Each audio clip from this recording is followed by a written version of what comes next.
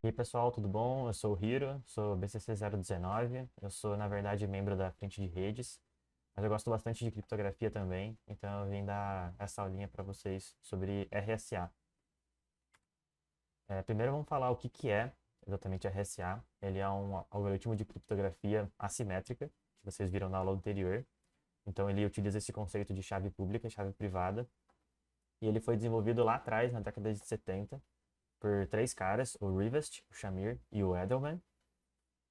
Mas até recentemente, até não muito tempo atrás, ele ainda é bastante utilizado para você fazer a transmissão segura dos seus dados.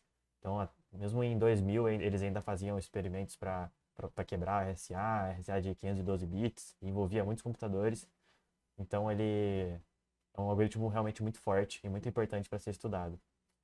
E ele explora justamente a dificuldade de você fazer a fatoração do produto de dois números primos muito grandes. Vocês vão ver que ele se baseia nisso. Então, para você quebrar essa criptografia, você tem que fazer essa tarefa de encontrar esses dois números primos que foram multiplicados. E essa não é uma tarefa fácil. E ele consiste, toda a força dele está baseado nessa dificuldade. Antes de falar especificamente sobre RSA, eu vou fazer um review um pouco mais intuitivo sobre como funciona a criptografia assimétrica. Aqui nessa situação, você tem Alice e Bob querendo trocar mensagens. Mas ao mesmo tempo, você tem a Eve, que vai estar no meio do caminho entre a comunicação, e ela vai que e então o Alice e Bob precisam utilizar alguma criptografia para se comunicar, sem que a Eve saiba o que eles estão falando. E para isso eles vão utilizar uma criptografia assimétrica. Nesse caso, você tem a Alice e ela tem uma chave privada. Ela vai utilizar a cor vermelha. Eu vou utilizar esse conceito de cores para representar as chaves e as mensagens. Então, aqui nesse caso, você tem ela com a chave vermelha, que é a chave privada dela. E vamos supor que você tem uma máquina que consegue achar a exata cor complementar dela, só que ninguém mais tem acesso a essa máquina. Então, ela vai pegar essa chave azul e essa vai ser a chave pública dela. A vermelha é privada e a azul que é a complementar à pública. Então ela vai pegar essa chave e enviar para o Bob, falando: essa aqui é a minha chave pública. Se você quiser me enviar uma mensagem, utilize ela. Mas a Eve também vai ter essa chave pública, né? Mas vocês vão ver que não vai ter problema. Então o que o Bob vai fazer? Para enviar a mensagem dele, que é amarelo, ele vai misturar as duas cores e vai ter um resultado que vai ser a mensagem que ela vai enviar criptografada para Alice. Por mais que a Eve consiga capturar essa mensagem, ela não vai conseguir voltar na cor original, que é amarelo, igual a Alice, porque ela não tem a chave privada. Então ela vai ter que testar todas as possibilidades de cores até chegar na mensagem, que ele nem vai saber que é a mensagem certa. Então, é mais ou menos assim como funciona a criptografia assimétrica de uma maneira mais intuitiva. Esse vídeo que eu utilizei aqui para fazer essa analogia com criptografia assimétrica é do canal The Art of the Problem, e eu vou deixar o link do vídeo na descrição se vocês quiserem ver ele completo. Agora, falando um pouco mais especificamente sobre o RSA, né, o algoritmo que é feito, eu vou ter meu M, que é a minha mensagem. A princípio, essa mensagem vai ser só um inteiro, para facilitar aqui o raciocínio. Depois a gente vai pensar nessa mensagem como um texto. Eu vou ter um par EN, que compõe a minha chave pública. E é o número que eu vou elevar a minha mensagem M, lembrando que é um inteiro. E N é o número que eu vou fazer a operação de módulo. Então eu vou pegar meu M, elevar ao E e fazer módulo N, ou seja, pegar o resto da divisão por N. Esse resultado vai ser o meu C, que é o meu ciphertext, ou seja, minha mensagem já criptografada. E isso que eu vou enviar para outra pessoa. Isso funciona porque é muito fácil de eu encriptar minha mensagem, mas é muito difícil da minha mensagem ser decriptografada. Para isso é que precisa ter a nossa chave privada. Justamente é o que está faltando aqui no nosso algoritmo. E só vai ser possível decriptar a nossa mensagem, ou seja, voltar no nosso M a partir do C se a gente souber a nossa chave privada, que é esse nosso D, que a gente define essa chave privada como sendo um número que, se eu elevar o meu C a ele e fizer o mod N, eu volto na minha mensagem. Então, eu vou gerar o meu ciphertext, a pessoa que for enviar vai gerar esse ciphertext a partir do E e do M, e com o meu D, apenas elevando o resultado da operação, né, que é o meu ciphertext, ao D, e continuar em mod N, eu consigo voltar na minha mensagem original. Então, só recapitulando, com a minha chave pública eu consigo encriptar minhas mensagens, utilizando meu E e meu N, e com a minha chave privada eu consigo decriptar a minha mensagem, fazendo essa operação. E quem não tiver minha chave privada não consegue voltar no meu M a partir do meu ciphertext. Agora falando um pouco de como é feita essa geração de chaves, tanto pública quanto privada, ela segue o seguinte algoritmo. Primeiro, eu vou escolher dois números primos P e Q. Aqui eu vou escolher, para exemplificar, o 787 e o 389. Depois, o meu N, que é o primeiro número do meu par de chave pública, vai ser a multiplicação desses dois números primos. Então, eu vou definir o meu N já como 306143, que é a multiplicação do P e o Q. Depois, meu terceiro passo é achar essa função φ, que vocês vão estudar um pouco melhor em matemática discreta, o porquê desse algoritmo, o porquê dessa função. Mas a princípio, você só define ela, né, como sendo o φ de n é igual a p menos 1 vezes q menos 1, que é o meu primeiro primo menos 1 e o meu segundo primo menos 1. E esse nosso φ, ele vai ser parte do nosso algoritmo, ele não faz parte diretamente da chave privada e da chave pública, mas ele vai ser um elemento importante. Ele vai ser esse número 304968. Depois disso, eu vou definir o meu E. E esse meu E, que vai ser o segundo elemento do par da minha chave pública, ele tem que ser maior do que 1 e menor do que o meu φ de n, que é o número que eu defini anteriormente. E eles não podem ser relativamente primos. O que que isso significa?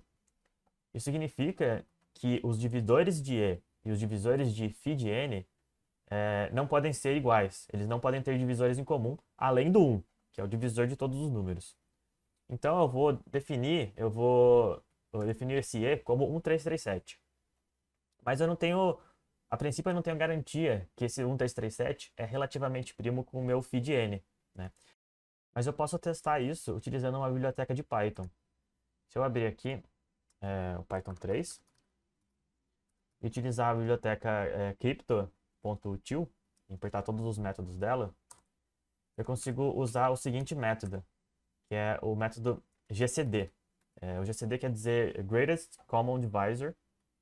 Então eu vou pegar o maior divisor entre dois números. Então se eu passar o meu E, que é o 1337, e meu φ, eu consigo conferir qual é o maior divisor comum entre eles. E se esse número for 1, então quer dizer que o único divisor em comum deles que eles têm é 1. Porque se o maior é 1, ele é o único que existe. Em seguida, seguindo o nosso algoritmo, a gente precisa achar um D tal que D vezes E, que eu defini anteriormente, mod φ, ou seja, dividido por mod φ e pegar o resto disso, tem que ser igual a 1. Ou seja, isso é equivalente a você achar o inverso multiplicativo de E em mod φ. Isso pode parecer um pouco complexo, mas a gente também pode usar uma biblioteca de Python que vai fazer isso para vocês. Depois vocês vão ver isso em matemática discreta e vão entender tudo isso muito melhor, mas é muito bom você ter um primeiro contato com isso já. Então, o que eu vou fazer? Existe esse método, number.inverse. Então eu vou achar o inverso desse primeiro parâmetro em mod do segundo. E esse primeiro é o meu E, e esse meu segundo é o meu φ. Então, se eu rodar aqui, eu vou ter esse meu 2,33345, que é justamente o meu D, que é o inverso multiplicativo de E em mod φ.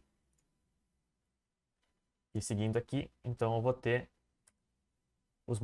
todos os meus elementos, tanto da minha chave pública quanto da minha chave privada. Vamos então ver aqui na prática os passos desse algoritmo acontecendo aqui no código em Python. Essa primeira linha eu importei os métodos dessa biblioteca, da crypto.util. Depois eu defini as minhas variáveis, que são os meus números primos, o p e o q. Daí eu defini o meu n com a multiplicação deles e meu φ com a multiplicação deles menos 1. Né? O e é o que a gente usou anteriormente, a gente já conferiu que isso funciona. E aqui eu tinha falado que a gente ia usar inteiros para o m. Mas a gente pode, faz mais sentido a gente usar mensagens, né? A gente vai querer trocar mensagens que estão criptografadas. Então eu posso representar a minha mensagem como um inteiro. Eu simplesmente posso definir a minha string em bytes, né? E pegar esses meus bytes e transformar em int. Fazer um int, trazer ele como inteiro from bytes. Aqui eu só preciso passar a byte order dele, que é big, de big endian. Depois vocês podem procurar um pouco melhor como que funciona isso. E então esse meu m vai ser a representação inteira da minha string ga. Eu estou usando uma string pequena porque a representação numérica da minha string tem que ser menor que meu n. Então, depois eu posso dar um exemplo com um n um pouco maior, que funciona como uma flag um pouco maior. Daí eu vou seguir com o meu algoritmo. Eu vou definir o meu c, né, que vai ser o meu m elevado a e, mod n, e meu d vai ser o inverso multiplicativo de e em mod φ. Então, o que eu jogo para a minha variável, que é o decrypted, é o meu c elevado a d mod n. E se eu tiver isso, então eu volto na mensagem original. Então, se eu pegar o meu decrypted e passar para bytes de novo, então é para eu conseguir ler o que está escrito nele. Vamos só testar para ver se funciona. Aqui, ele dá o meu ga originalmente definido. Mas no caso desse exemplo aqui, do nosso exemplo de RSA, ele apresenta uma certa vulnerabilidade, né? Se você olhar aqui, o N e o E são nossos elementos de chave pública. E se a gente printar o N aqui,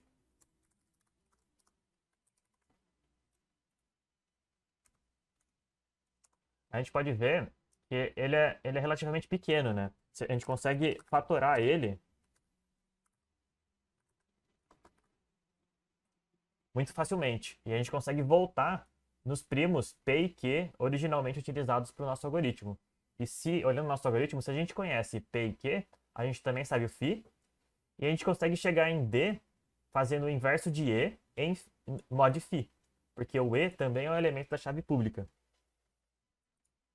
Então, para isso, a gente teria que utilizar P e Q muito grandes, primos realmente bem grandes, para o nosso N gerado também ser grande e você não conseguir fatorar ele, porque a operação de fatoração, ela geralmente é em raiz de N. E se eu tiver um N muito grande, esse raiz de N vai acabar sendo muito grande também. Então vai demorar muito para conseguir quebrar minha mensagem.